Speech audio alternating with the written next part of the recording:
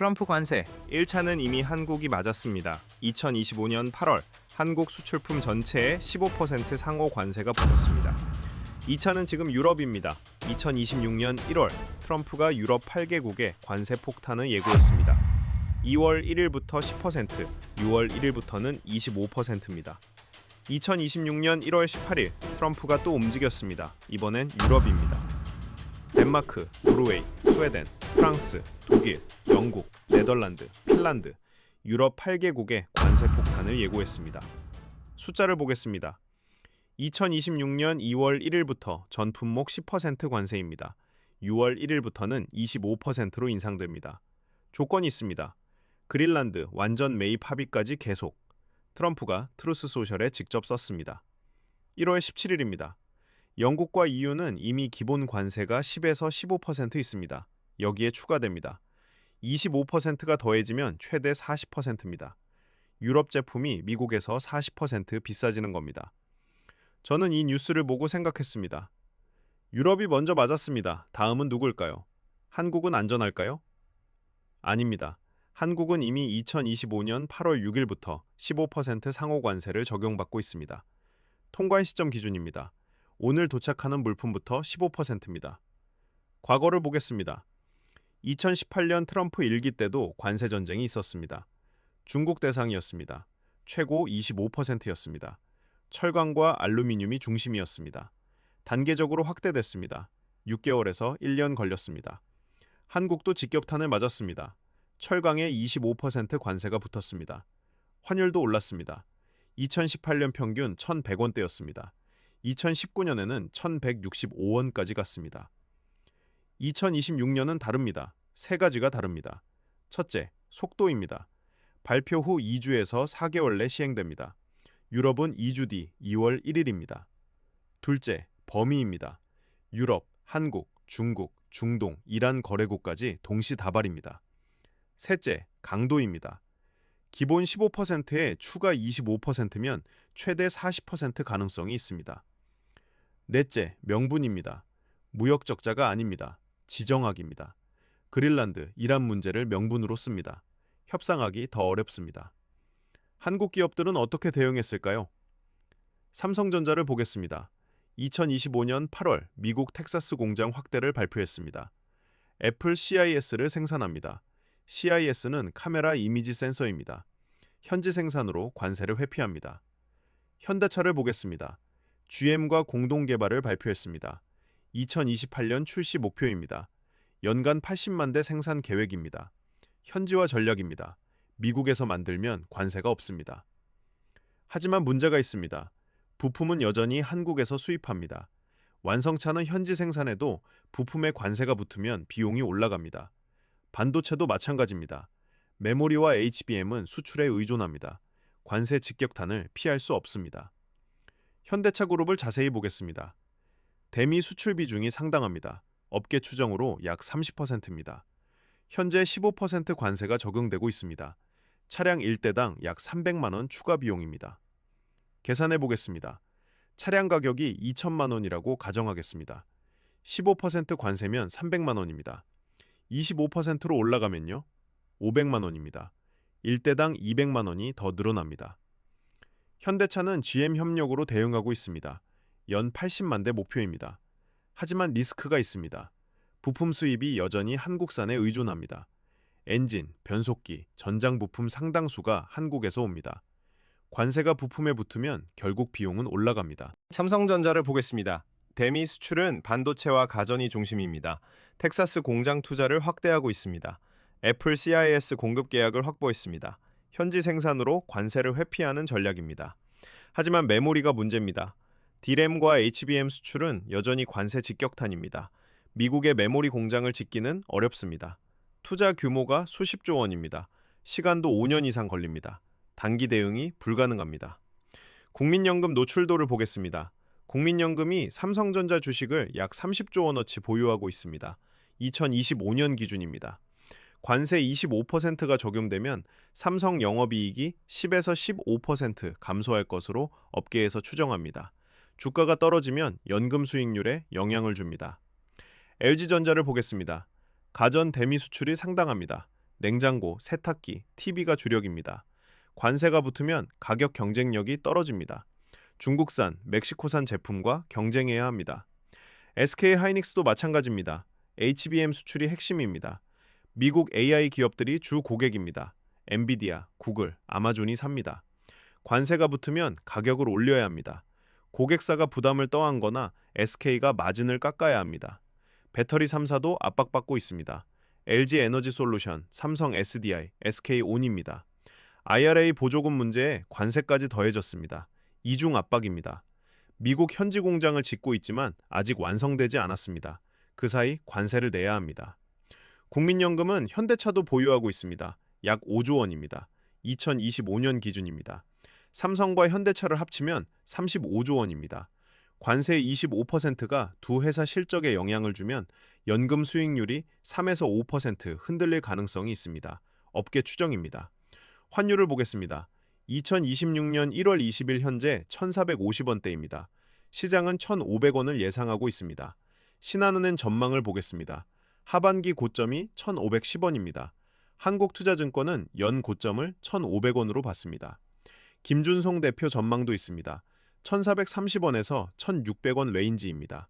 상단이 1,550에서 1,600원입니다. KB증권은 뭐라고 했을까요? 수급 불균형 장기화 가능성이 높다. 1,500원은 이제 컨센서스입니다. 문제는 언제가 아니라 얼마나 오래입니다. 여기까지가 구조입니다. 이제 내 생활로 내려오겠습니다. 환율 1,500원이 되면 뭐가 달라질까요?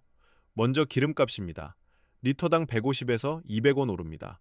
원유는 100% 달러로 결제합니다. 환율이 오르면 수입 가격이 올라갑니다. 주유소 가격에 바로 반영됩니다. 계산해 보겠습니다. 현재 휘발유가 리터당 1,600원이라고 가정하겠습니다. 환율이 50원 오르면 리터당 150원 정도 오릅니다. 1,750원이 됩니다. 한 달에 4번 주유한다고 가정하겠습니다.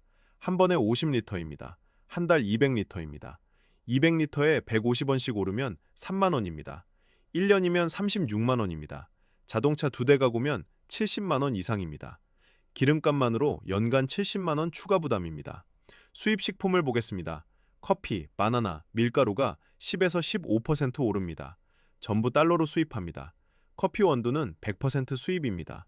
바나나도 마찬가지입니다. 밀가루 원료인 밀도 대부분 수입입니다. 계산해 보겠습니다. 커피 한 잔이 5,000원이라고 가정하겠습니다. 원두 비용이 2,000원 정도 차지한다고 보겠습니다. 환율이 50원 오르면 원두 비용이 200원 오릅니다. 커피 한 잔 가격은 5,200원이 됩니다. 바나나 한 송이가 4,000원이라고 가정하겠습니다. 환율 50원 상승으로 400원 정도 오릅니다. 4,400원이 됩니다. 10% 인상입니다. 빵당도 마찬가지입니다. 밀가루 가격이 오르면 빵 가격도 따라 오릅니다. 해외 직구를 보겠습니다. 100달러 제품이 15만 원이었습니다. 환율이 1,500원이 되면 15만 원이 됩니다. 차이가 없어 보입니까? 지금은 1,450원입니다. 100달러가 14만 5천 원입니다. 5천 원 차이입니다. 1,000달러 제품은 어떻습니까? 지금은 145만 원입니다. 환율 1,500원이면 150만 원입니다. 5만 원 차이입니다.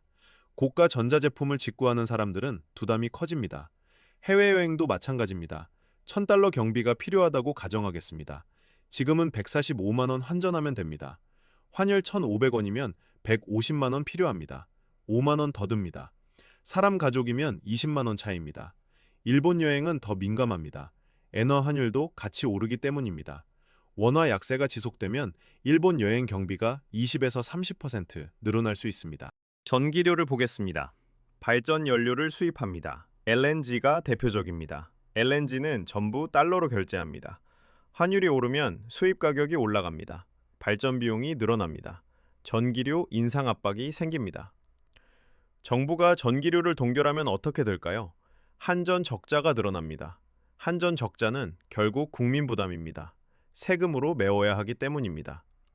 전기료를 올리든 세금으로 메우든 결국 국민이 냅니다. 대출을 보겠습니다.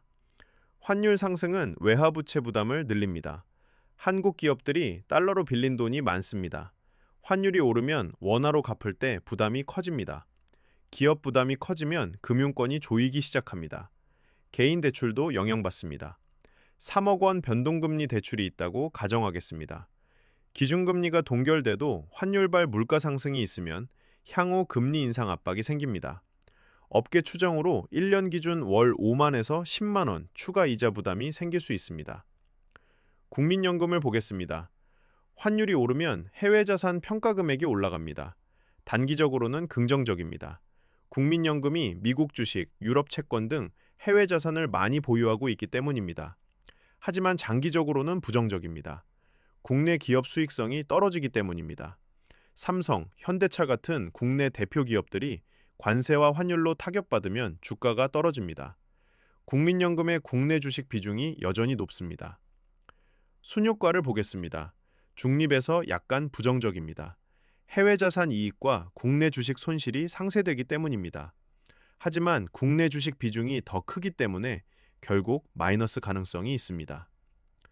구조적 문제를 보겠습니다. 환율 상승은 트럼프 때문만이 아닙니다. 한국 구조 문제가 있습니다.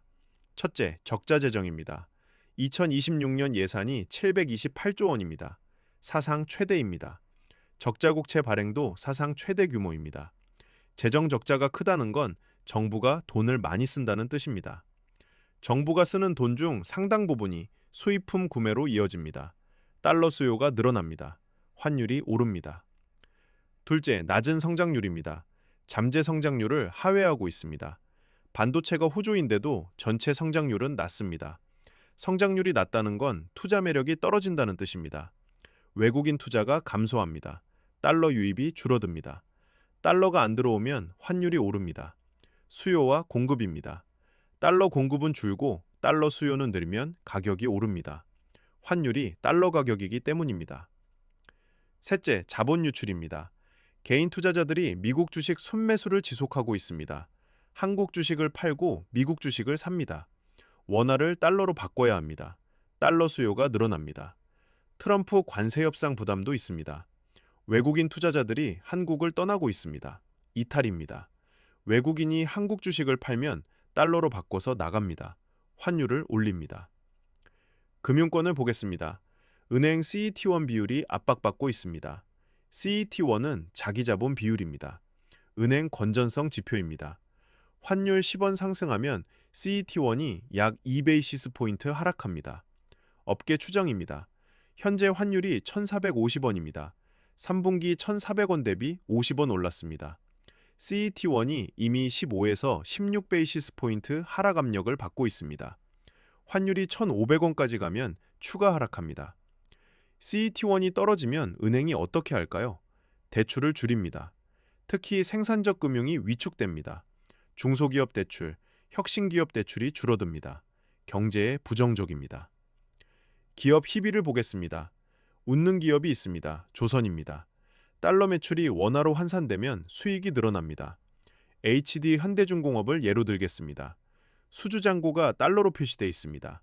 환율이 오르면 원화 매출이 자동으로 늘어납니다. 계산해 보겠습니다. 10억 달러 수주잔고가 있다고 가정하겠습니다. 환율 1,400원이면 1조 4천억 원입니다. 환율 1,500원이면 1조 5천억 원입니다. 1,000억 원이 늘어납니다. 환율만 올라도 매출이 증가하는 구조입니다. 자동차 수출 기업도 혜택을 봅니다. 현대차 수출 물량이 있습니다. 달러로 받습니다. 원화로 환산하면 매출이 늘어납니다. 환차익 효과입니다. 물론 부품 수입 비용도 올라가지만 수출 비중이 크면 순효과가 플러스입니다. 우는 기업도 있습니다. 정유입니다. 원유를 100% 달러로 결제합니다. 환율이 오르면 수입 비용이 늘어납니다. 동시에 수요가 감소하고 있습니다. 전기차 확대 때문입니다. 가격도 하락하고 있습니다. 국제유가 약세입니다. 삼중고입니다. 비용은 오르고 수요는 줄고 가격은 떨어집니다. SK이노베이션 정제마진이 압박받고 있습니다. 정제마진은 원유를 사서 휘발유로 만들어 팔 때 남는 이익입니다. 마진이 줄어들고 있습니다. 항공도 어렵습니다. 항공료를 달러로 결제합니다. 리스료도 달러입니다. 항공기를 빌려 쓰는 비용입니다.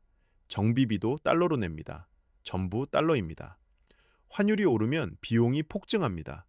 대한항공 연간 연료비를 보겠습니다. 수조 원입니다.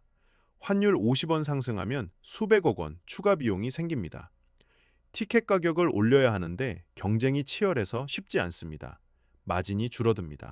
주가를 보겠습니다. HD 현대중공업은 환율 수혜주입니다. 환율이 오르면 주가가 오릅니다. 실제로 2025년 하반기부터 상승세입니다. 반면 대한항공은 약세입니다. 환율 상승이 부담이기 때문입니다. 정유주도 약세입니다. SK이노베이션 주가가 부진합니다. 환율 상승, 수요 감소, 가격 하락, 삼중고가 반영되고 있습니다. 투자자들이 피하고 있습니다. 연기금 반응을 보겠습니다. 국민연금 관계자 발언이 있었습니다. 해외 투자 비중이 높아 환율에 크게 민감하지 않다. 펀더멘탈 문제가 없으면 포트폴리오를 바꾸지 않는다는 입장입니다. 하지만 시장은 다르게 봅니다. 삼성전자, 현대차 비중이 여전히 높기 때문입니다. 이 두 회사가 관세와 환율로 타격받으면 연기금도 영향받습니다. 중장기적으로 부정적의 가능성이 있습니다. 국내 사모펀드를 보겠습니다. PEF는 Private Equity 펀드입니다. 외국계 PEF는 달러 기반 펀드입니다. 환율이 오르면 한국 기업이 박앤세일 상태가 됩니다. 같은 가격에 더 많이 살 수 있습니다. 국내 PEF는 불리합니다. 같은 매물을 놓고 경쟁할 때 외국계가 더 높은 가격을 제시할 수 있습니다. 인바운드 M&A가 급증할 전망입니다. 한국 기업을 외국 자본이 사들이는 겁니다. 개인 투자자는 어떻게 대응해야 할까요? 세 가지 전략이 있습니다. 첫째, 달러 자산 비중을 늘립니다. 달러 예금, 달러 ETF를 삽니다. 환율이 오르면 달러 자산 가치가 올라갑니다. 둘째, 환율 수혜주를 주목합니다. 조선, 자동차 수출 기업입니다. 환율이 오르면 실적이 좋아집니다. 셋째, 환율 피해주를 피합니다. 항공, 정유, 수입 의존 기업입니다. 환율이 오르면 비용 부담이 커집니다. 해지 전략도 있습니다. 포트폴리오를 반반 나눕니다. 절반은 원화 자산, 절반은 달러 자산입니다. 환율이 오르면 달러 자산으로 방어합니다. 환율이 내리면 원화 자산으로 수익을 냅니다. 과거를 보겠습니다. 1997년 외환위기 때 환율이 1,700원까지 갔습니다. 2008년 금융위기 때는 1,500원대였습니다. 지금은 1,450원입니다. 1,500원이 눈앞입니다. 하지만 이번은 다릅니다. 세 가지 이유가 있습니다. 첫째, 외환 보유액입니다. 지금은 4천억 달러 이상입니다. 1997년에는 거의 없었습니다. 방어할 여력이 있습니다. 둘째, 경상수지입니다. 흑자를 유지하고 있습니다. 1997년에는 적자였습니다. 구조가 다릅니다. 셋째, 기업 경쟁력입니다. 삼성, 현대차, SK가 글로벌 톱입니다. 1997년과는 비교할 수 없습니다. 정리하겠습니다. 2026년 2월 1일 유럽의 10% 관세가 발동됩니다. 6월 1일에는 25%로 올라갑니다. 한국은 현재 15%입니다. 추가 관세 가능성이 상존합니다. 환율 1,500원은 시간 문제입니다. 적자 재정, 낮은 성장률, 자본 유출이 구조적 원인입니다. 트럼프 관세는 촉매입니다. 구조를 바꾸지 않으면 환율 상승은 계속됩니다. 삼성과 현대차는 미국 현지화를 가속하고 있습니다. 텍사스 공장, GM 협력이 그 예입니다. 하지만 부품과 메모리는 여전히 관세 직격탄입니다. 완벽한 방어는 불가능합니다. 국민연금 포트폴리오 영향도 불가피합니다. 35조 원 규모입니다. 삼성과 현대차 합산입니다. 관세 25%가 실적에 영향을 주면 연금 수익률이 흔들립니다. 당신 연금입니다. 여러분은 어떻게 대비하고 계십니까? 달러 자산을 늘리고 계신가요? 아니면 환율 수혜주에 투자하고 계신가요? 댓글로 여러분의 전략을 남겨주십시오. 서로 정보를 공유하면 도움이 됩니다. 환율 1,500원 시대, 피할 수 없다면 준비해야 합니다. 기름값, 장바구니 물가, 전기료, 대출이자 전부 영향받습니다. 한 달에 10만 원, 1년이면 120만 원 추가 부담입니다. 미리 알고 대비하면 충격을 줄일 수 있습니다. 이런 관세 전쟁과 환율 급등의 숨은 구조를 계속 보고 싶다면 구독은 자연스러운 선택일 겁니다. 그리고 이 영상의 핵심 숫자만 30초로 정리한 쇼츠도 올렸습니다. 화면에 떠 있는 링크를 눌러보세요. 2026년 2월 1일 유럽 관세 발동 결과가 나옵니다. 6월 1일에는 25%로 올라갑니다. 한국 추가 관세 여부도 지켜봐야 합니다. 결과가 나오면 후속편으로 다시 찾아오겠습니다. 숫자와 팩트로 풀어내는 진짜 이야기, 앞으로도 계속 전해드리겠습니다. 트럼프 관세가 내 통장에 어떤 영향을 주는지 구체적 숫자로 확인하셨습니다. 오늘 영상은 여기까지입니다. 감사합니다.